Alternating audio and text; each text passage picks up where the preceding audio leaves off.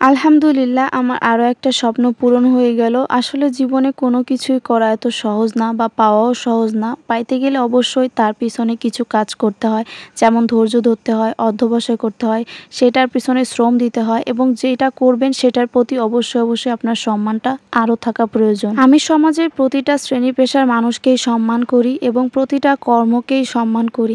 আজকে আমি যতদূর পর্যন্ত আসছি বা ভবিষ্যতে যতদূর বা যেতে পারবো, এর পিছনে মাথার উপরে আমার বটগাছ হয়েছিল আমার স্বামী, আর যার ছায়ার কারণে আজকে আমি এই পর্যন্ত আসতে পারছি। আল্লাহর কাছে হাজার হাজার শুকরিয়া। আসলে প্রতিটা মেয়ে এরকম একটা হাজব্যান্ড ডিজার্ভ করে। সো হ্যালো এভরিওয়ান, আসসালামু আলাইকুম, দিস ইজ সাদি, welcome back to my page and channel Tasnim blog ভিডিওর একটা নতুন ব্লগে আপনাদের সবাইকে স্বাগতম। কি মনে হচ্ছে আজকে কি হতে পারে সব কিছুই বলবো টোটাল এই ব্লগে।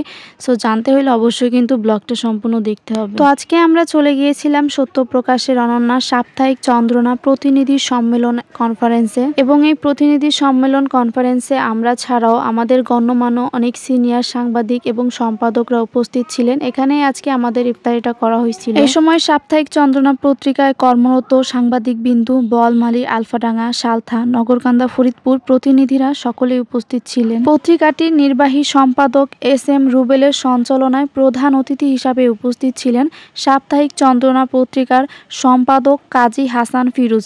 এ সময় তিনি বলেন, সাংবাদিকতা করতে তিনটা জিনিসের প্রাধান্য বেশি গুরুত্বপূর্ণ, সেটা হলো সততা, সাহসিকতা, সৃজনশীলতা। এবং তিনি আমাদেরকে এই সাংবাদিকতা পেশা বা সাংবাদিকতা নিয়ে কিভাবে কাজ করতে হবে, কিভাবে কি করতে হবে, এর কিছু কিছু গুরুত্বপূর্ণ কথা তিনি আমাদের মাঝে তুলে ধরেন এবং খুব সুন্দরভাবে আমাদেরকে বুঝিয়ে দেন। এরপর এখানে উপস্থিত সকল সাংবাদিক বিন্দু তাদের বক্তব্যগুলো একে একে পেশ করেন এবং লাস্ট ছিল আমাদের কার্ড বিতরণ, যেটা এখন শুরু হয়ে গেছে অলরেডি। আর এখন যে দৃশ্যটা আপনার স্ক্রিনে দেখতেছেন, এটা হয়তো আপনাদের কাছে সাধারণ একটা দৃশ্য মনে হইতে পারে, বাট এটা আমার কাছে একটা স্বপ্ন ছিল এবং আলহামদুলিল্লাহ সেই স্বপ্নটা আজকে পূরণ হলো। একটা স্বপ্ন যখন বাস্তবের রূপ নেয়, সেই মুহূর্তটা অ্যাকচুয়ালি কেমন হইতে পারে এইটার আসলে ফিলিংসটা বলে বোঝানোর মতো না, এক কথায় অসাধারণ।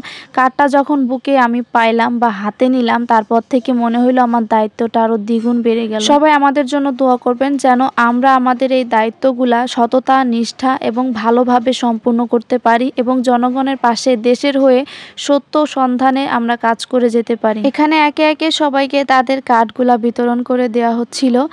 আজকের এই সময়টা বা আজকের এই মুহূর্তটা আমার কাছে একটা স্বপ্ন এবং স্মৃতি, খুবই সুন্দর একটা স্মৃতি হয়ে থাকবে আমার মেমোরিতে। এবং এইটার মধ্য দিয়ে আজকের পর থেকে শুরু হবে আমাদের জীবনের আরেকটা নতুন অধ্যায়, আরেকটা নতুন পথ চলা। জানি সেই পথটা মোটেও সুন্দর হবে না, ওখানে বাধা আসবে, বিপদ আসবে, অনেক বিপদের সম্মুখীন হইতে হবে। সবাই আমাদের জন্য দোয়া করবেন যেন আমরা সেই বাধাকে উপেক্ষা করে সামনের দিকে ভালোভাবে কাজ করে যেতে পারি, দেশের হয়ে, সত্যের হয়ে ভালো কিছু করতে পারি। যাই হোক, আজকের ভিডিওটা এই পর্যন্তই। যদি ভিডিওটা ভালো লাগে তাহলে অবশ্যই একটা লাইক, কমেন্ট, শেয়ার, এবং যদি আপনি আমার চ্যানেল থেকে দেখে থাকেন তাহলে কিন্তু অবশ্যই একটা সাবস্ক্রাইব করে দিন। আজকের মতো বিদায় নিচ্ছি। আল্লাহ হাফেজ।